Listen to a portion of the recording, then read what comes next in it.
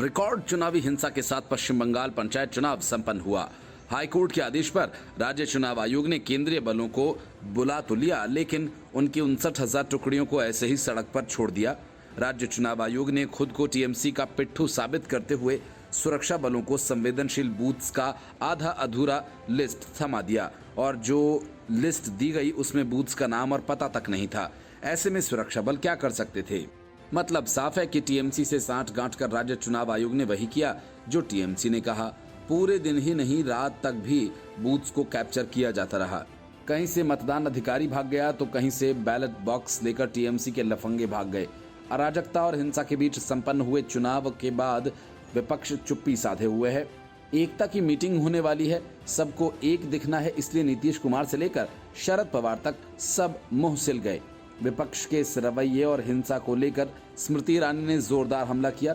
स्मृति ईरानी ने टीएमसी पर निशाना साधते हुए कहा कि ये लोकतंत्र की हत्या है।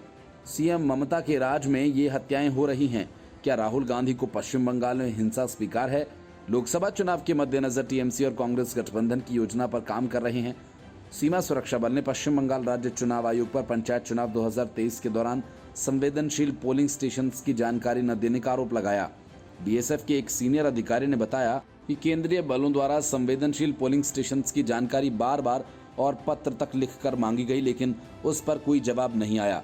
उन्होंने बताया कि बीएसएफ की तैनाती भी स्थानीय प्रशासन के आदेश के मुताबिक हुई है।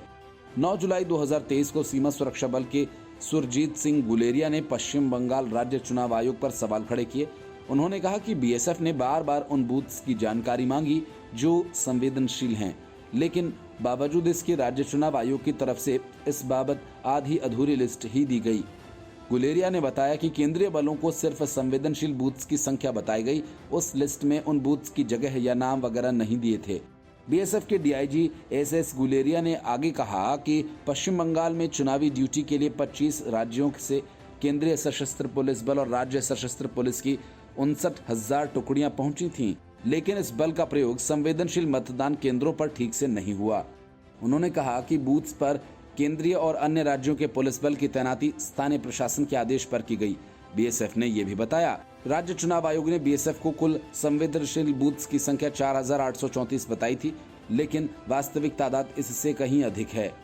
बीएसएफ के अनुसार पश्चिम बंगाल राज्य में 3,317 ग्राम पंचायतों, 341 पंचायत समितियों और 20 जिला परिषदों के लिए चुनाव कराने के लिए कुल 61,636 मतदान केंद्र बने। बीएसएफ ने शंकरपुर खारग्राम नाम की एक जगह का जिक्र करके ट्वीट किया, जहां क्रूड बॉम्ब्स फेंके गए और बूथ लूटने का प्रयास जवानों ने विफल किया।